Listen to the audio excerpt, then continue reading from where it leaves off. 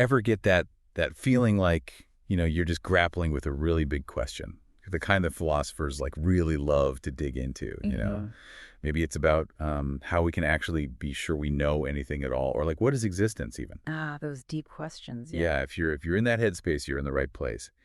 Because today we're diving into the thought of a really fascinating thinker from way back in the 13th century, Henry of Ghent. Henry of Ghent.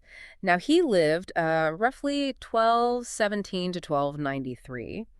And when you first come across him, the picture you usually get is of kind of a staunch defender of Augustinian tradition. Right. Like he's holding the line against this surge of Aristotelian thought and Islamic philosophy coming into Paris at the Oh, time. yeah. He was even involved in like those famous condemnations, right, back in 1277. Exactly, exactly. So the common narrative paints him as almost a philosophical conservative. Trying to keep things the way they were. Yeah. Yeah, yeah. But I think we need to kind of unpack that a little bit because recent scholarship is telling a much more complex story. Yeah, I was going to say, I understand there's been a lot of new work that's changed our view of Henry. Absolutely. So thanks to the ongoing work on his complete works, the critical edition, his Opera Omnia, a far more nuanced picture has emerged.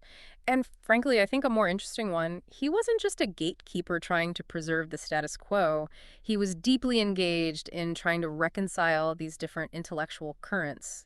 So more of a bridge builder than a gatekeeper. Exactly. He was working to synthesize Augustinian insights with the Aristotelian approach to epistemology, how we know things, and even the Avicennian perspective on ontology, the very nature of being. So not just holding on to the past, but creating something new. Yes, precisely. I like that.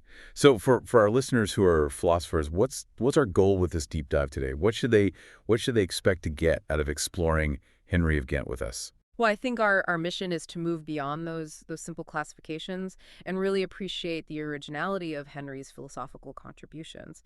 We're going to examine some of his core theories, the ones that really get to the heart of some enduring philosophical questions. So we'll be looking at his understanding of knowledge and truth, his ideas about being and what constitutes a thing, this really fascinating concept of intentional distinction, which is a way of thinking about different aspects of the same reality, as well as his views on possibility, the specific being of essences, and the role of analogy in understanding. And then we'll also touch on his thoughts about the intellect and will. Ultimately, we want to showcase the depth and the ongoing relevance of his thinking. That's fantastic. So let's start with something really foundational in philosophy, right? Knowledge itself. Yeah. It's a question that keeps coming up, like, can we actually know anything for sure? Right. How did Henry approach this, especially given all the skeptical doubts that were circulating back in his time? Yeah, he absolutely wrestled with that, this question of, can man know anything at all? And he wasn't willing to go with, like, the radical Augustinian view, to say that the senses are just completely unreliable sources of truth. Because, with the rediscovery of Aristotle, this idea that all knowledge originates in sensory experience was really prominent. So to just reject the senses outright would be to kind of undermine the whole possibility of knowing anything at all. It seems like that would be shooting yourself in the foot. Yeah, a little bit. It would, yeah. Okay, so, but did he think that all sensory input was equally valid, like equally true? Not exactly. He makes this important distinction between, in a general sense, seer, which is, we do gain knowledge of things through the senses. Right. But he's more cautious, more in line with Augustine, I'd say, when it comes to asserting that sensation alone can give us definitive judgment and a complete truth. So for Henry, the initial act of sensation is distinct from the subsequent act of judgment, which is the domain of the intellect. Okay, so there's this like raw data that's coming in through the senses, but then the mind has to actively do something with that data. So how does that process then lead to knowledge of the truth in Henry's way of thinking? Well, for him, knowing the truth means grasping the very essence of something. It's quidditas. And he argues that this involves comparing the res, the thing itself, with its exemplar, its model. And what's really interesting here is that he proposes a double exemplar. A double exemplar. That's intriguing. So two models for truth. Right. The first exemplar is the universal species. So this is the mental representation of an object, the concept that our minds form by abstracting from our sensory experiences. Okay. And the truth of a thing, in the sense, is the correspondence, the conformity between the actual thing and this mental representation that we've constructed. Right. So how well our concept matches the actual thing.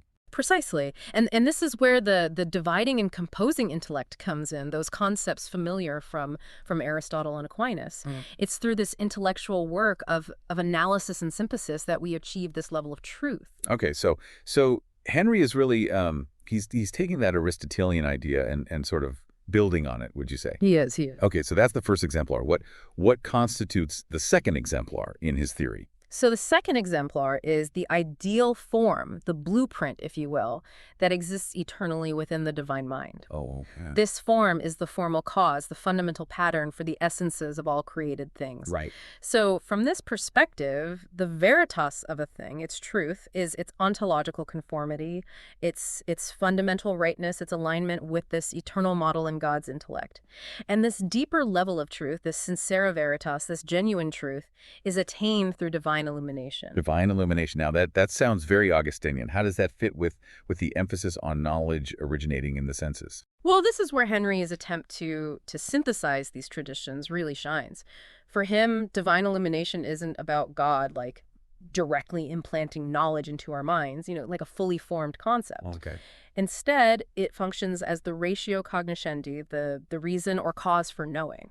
It certifies or validates a concept that the intellect has already formed through abstraction. So it's not giving us the content of the concept, but it's like a seal of approval on the concept that we've formed ourselves. Exactly, yeah. Confirming that our mental representation is accurately reflecting that eternal representation in God's mind. Okay, that's really interesting. So the senses give us the data, the intellect shapes it, and then divine illumination is this kind of this seal of approval, this validation against the ultimate truth.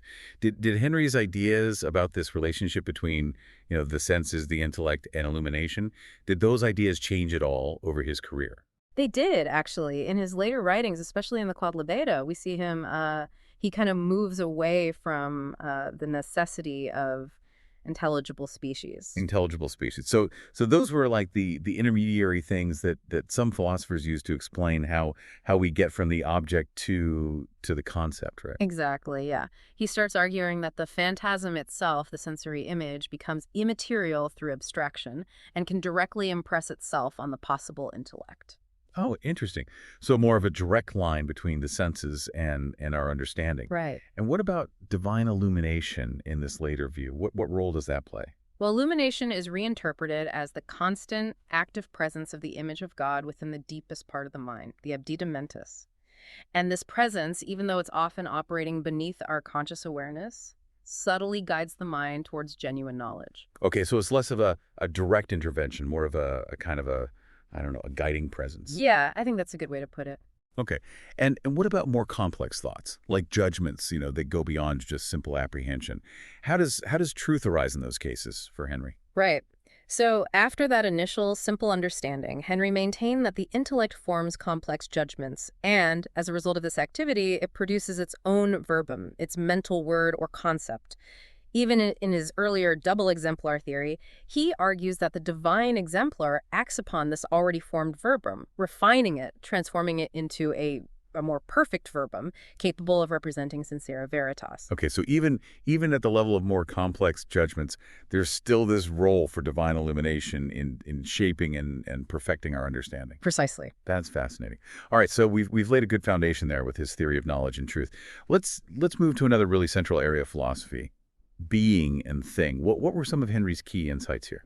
Well, for Henry, everything that exists or can be thought of as existing possesses its own certitudo. Now, certitudo, this isn't just about being identifiable. It signifies a fundamental stability, a consistency, an ontological self-identity. Like a triangle is inherently a triangle. Whiteness is inherently whiteness. Right.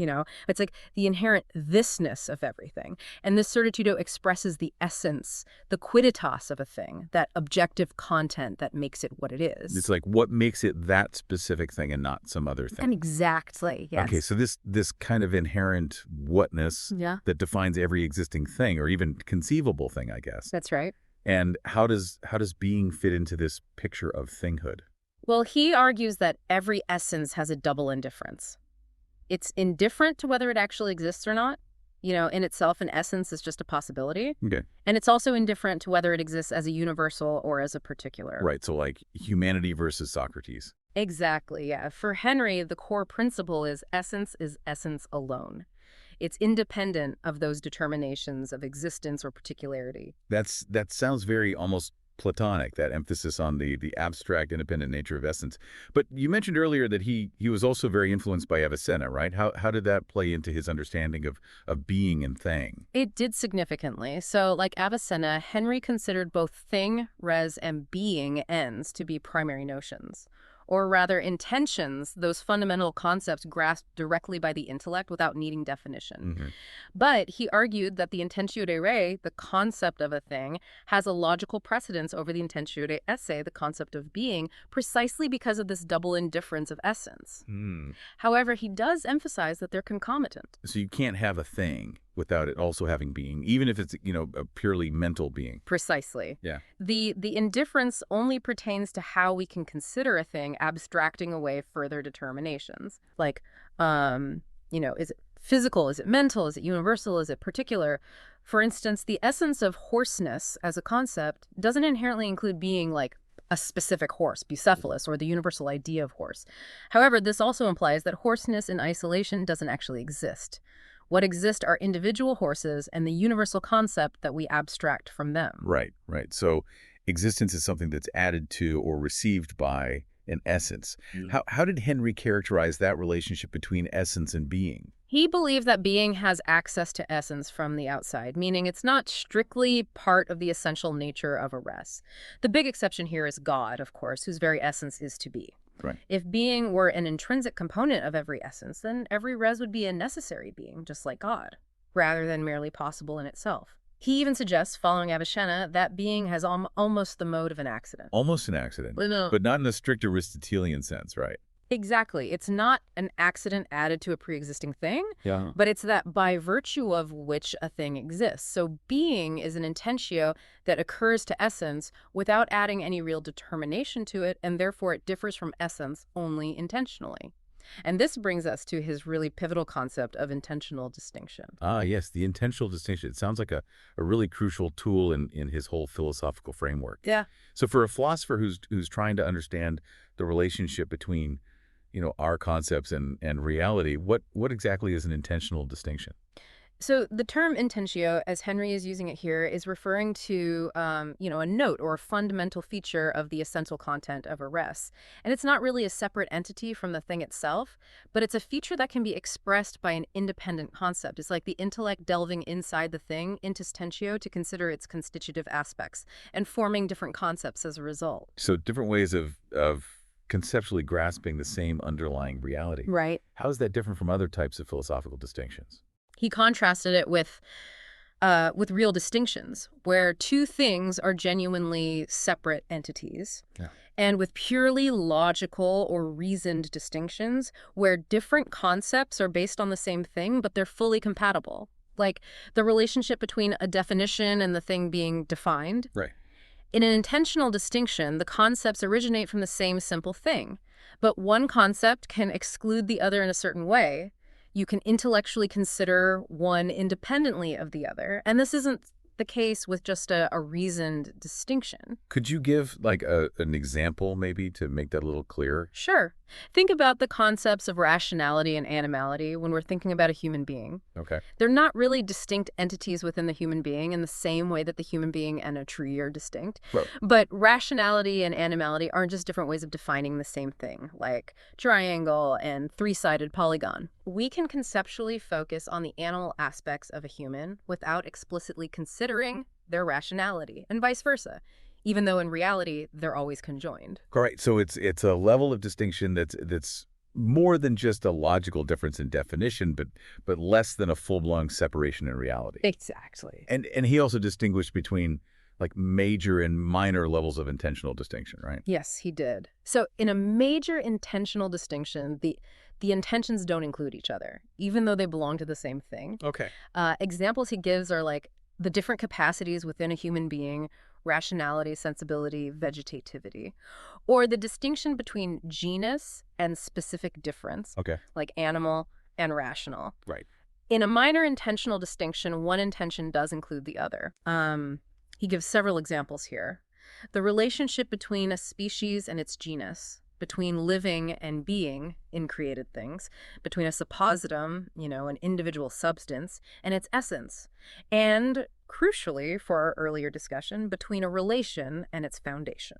And the distinction between being and essence falls into that latter category, It right? does, So the yes. being of a thing and its essence are intentionally distinct because, we use different concepts for them. Yeah. And we can think about the essence even without considering its actual existence, which again aligns with Avicenna's view. Precisely. So while the concept of actual existence always presupposes some essence that exists, you can certainly think about and define the essence of something, like, a unicorn, without affirming its actual existence. Right. There are different intentions, distinct ways in which the intellect can conceive of the same underlying reality, but they're not different real entities in the way that, say, a substance and its accidents are. And this intentional distinction is really crucial for Henry in arguing against the idea, held by some of his contemporaries, that the essence of a thing is just identical to its being. You're right. It gives him the conceptual space to talk about being as something that's received by or Yeah. conjoined with essence. Exactly. Okay, let's dig into his understanding of possibility now. He made this distinction between subjective and objective possibility, and I know that's philosophically significant. So can you unpack that for us? Yeah, this distinction becomes really important when we consider how the essences of created things relate to God's being. So Henry rejected the view that essences are like um, pre-existing potential substrates. Like prime matter or something like that. Right, like unformed matter that are then filled with existence at the moment of creation. Okay. Like matter receiving form. He felt that this compromised the doctrine of creation ex nihilo, creation out of nothing. Right. Instead, he argued that the essence of a created thing is itself the object, the result of God's creative act. Okay, so it's not like there's this pre-existing potentiality that then gets actualized.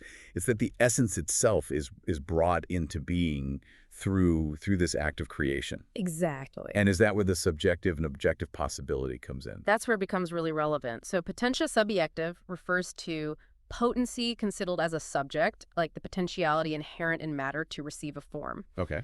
Potentia objective, on the other hand, refers to potency considered as an object or result, like the form that arises in generation. Okay. For Henry, the essence of a created thing is objectively possible. It's the result, the terminus of God's creative will. It's not in potency to being in some independent way, but it is a totality that's constituted in being through creation. But if an essence transitions from non-being to being through creation, how do we understand its identity, like both before and after? It seems like it has to be different from both non-being and being itself. Yeah, that's a subtle and tricky point. So to address this, especially in his later Quod Libeta, he refines the distinction further into possible subjective and possible objective. Okay. And this allowed him to argue that, logically speaking, an essence can be viewed as both the subjectum, the logical subject, and the terminus, the end result of creation. He even outlines 3 logical signs of this transition: the loss of non-being, its intermediate position as subject, and the acquisition of being as terminus. Interesting. So like a logical anatomy of a metaphysical event. Yeah, exactly. Now, this leads us to the concept of essential being, esse essentiae. What exactly is that, and how is it different from like the more familiar idea of just, actual existence? Okay, so beyond the actual existence that a thing has in the world, what he called esse essentiae, Henry argued that the essence of that thing also has its own specific kind of being. It's esse proprium or esse essentiae, and this esse essentiae essentially coincides with objective possibility. It's the inherent capacity of that essence to be actualized by God. It's what distinguishes a real res with a determinate nature from a mere figment of our imagination, something with no inherent possibility of existence. So esse essentiae is what makes something a real possibility, like it could actually exist, even if it doesn't yet. Exactly, yeah. It gives us a way to understand how something can have a real definable nature even before it exists physically. Okay, so even before it exists concretely, it's got this kind of being rooted in its potentiality for existence. Right. Where does this esse essentiae ultimately come from? He argued that it derives from the very nature of the essence itself, ratio naturae, although this happens through participation in the divine essence, with God acting as formal cause. So while the specific content of an essence defines what it is, its very status as an essence with essentia ultimately stems from its relation to God. Okay, so it's grounded in the essence itself, but also dependent on God. That's right. He also talked about this composition within an essence, this distinction between id quod est and quo est. How do these relate to esse essentiae? So, drawing on Boethius, id quod est refers to what a thing is, determined by its genus and specific difference, while quo est refers to that by which a thing is. Right. For Henry, quo est is clearly esse essentiae. So even within the realm of essence, there's this fundamental distinction between the nature or definition of a thing and the being that allows it to be that kind of thing and to be a candidate for actual existence. Okay, that's a helpful distinction. Yeah. And how does esse essentiae relate to the Aristotelian categories, the different ways we can predicate things? He distinguished between ratio predicamenti, which is being in its most general sense, but the reason why any essence can be placed within a category. Okay. And res predicamenti, the reality of each essence that determines its specific category, like substance, quality, quantity, and so on. Okay. He argued that esse essentiae, in its pure form, is prior to and outside of every genus. It's only through its composition with a specific nature, id quod est, that it belongs to a particular category. So it's like the fundamental being that underlies all the different ways in which things can be. Exactly. And what about his later theory concerning esse letissimum? Can you tell us about that? Yeah, so in his Quod Libeta, he proposes this really interesting development where he suggests that the very first thing created by God is esse letissimum, this most broad, most common, most general kind of being. And all subsequent determinations, all the specific essences with their esse essentiae, are then understood as limitations or specifications of this primordial being. He even goes so far as to suggest that the only truly created term is this esse letissimum. Everything else is formed through a process of informing or specifying this fundamental being. Wow. So like a kind of being stuff from which all specific beings are then shaped. That's a great way to put it, yeah. And he even considers the distinction between esse essentiae and the realitas of an essence, like its whatness, to be intentional. Right, he does. Okay, that's really fascinating. All right, let's shift gears a bit now and talk about the relationship between the being of creatures and the being of the creator. Yeah. How did Henry understand this crucial relationship, particularly through this idea of analogy?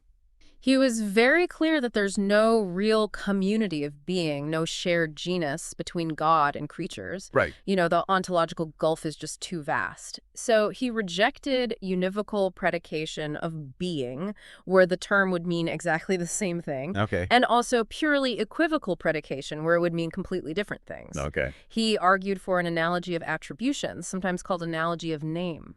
An analogy of name. So what does that mean in this context? It means that the term being primarily applies to God who is being itself, Right. the source of being. And it applies secondarily to creatures who receive their being from God. And he explicitly distinguishes this from the analogy between substance and accident, where accidents depend on substance. Right. All creatures, he argues, are related to God not just as their efficient cause, but also as their final cause, and as the formal cause of their esse essentia. Okay, so when we say God is and a creature is, Yeah. we're not using is in exactly the same way. Huh. But there's still a connection because the creature's being ultimately comes from God. Exactly. He Yeah. was very critical of those like, Plato, who seemed to suggest that being could be a single genus encompassing both God and creatures. Right. He argued that this error arose from a misunderstanding of the indeterminacy of the concept of being. Okay. He pointed out that there are two kinds of indeterminacy. Privative indeterminacy, which is just the absence of specific determination, like the general concept of being, and negative indeterminacy, which is the indeterminacy of something so absolutely simple and perfect that it can't be determined by any genus or difference. Like God. Like God, yeah. Okay, so the confusion between these two types of indeterminacy is what leads to the mistake of thinking about being univocally. Precisely. But Henry also talks about a common analogical concept of being, ens largissimo modo acceptum, as a starting point for arguments for God's existence. This concept encompasses both being as principle, which points to God, and being as produced, which describes creatures. So it provides a basis for moving from finite being to the knowledge of God. Okay, that makes sense. So it's a very, very nuanced view of analogy. Let's touch briefly on his thoughts about intellect and will. I know this was another area where he really spent a lot of time thinking. So what were some of his key positions there? Well, he definitely dedicated a lot of attention to the relationship between intellect and will. In Quodlibet, first, question 14, he famously argues for the superiority of the will over the intellect. Considering their respective habits, love for the will, knowledge for the intellect, their primary acts, desiring and loving God for the will, knowing God for the intellect, and their ultimate objects, the supreme good for the will, and truth for the intellect. So leaning towards voluntarism. Yes, very much so. But I recall he also talked about the primacy of action belonging to reason. How did he reconcile these seemingly contrasting ideas?